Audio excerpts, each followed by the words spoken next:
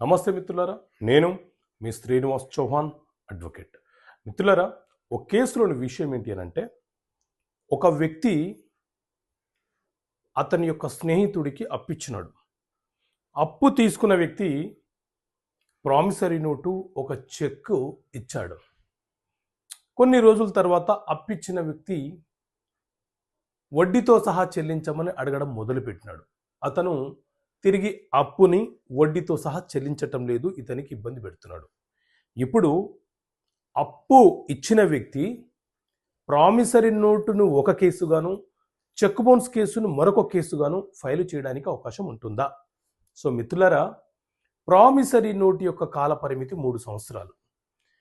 ఏ డేటుతో promissory note రాసుకుంటామో ఆ రోజు నుంచి 3 సంవత్సరాల లోపు మనము మనీ రికవరీ సూటు అనే కేసు ఫైల్ చేయడానికి అవకాశం మనకు ఉంటుంది.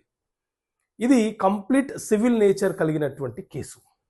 ఈ ప్రామిసరీ నోటు ద్వారా మనము అతని పేరు మీద ఏవైనా ఆస్తులు ఉంటే వాటిని అటాచ్ చేయమని అడిగే హక్కు మనకు ఉంటుంది.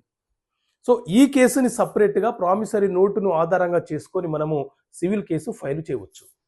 అదే అప్పు తీసుకున్న వ్యక్తి మనకు చెక్ ఇచ్చాడు కాబట్టి ఆ చెక్కుని ఆధారంగా చేసుకొని మనం బ్యాంకులో ఆ చెక్కుని ప్రజెంట్ చేసి ఒక రిటర్న్ మెమో తీసుకొని అతని మీద మనము చెక్ బౌన్స్ క్రిమినల్ కేసు కూడా ఫైల్ చేసే హక్కుని కలిగి ఉంటాము.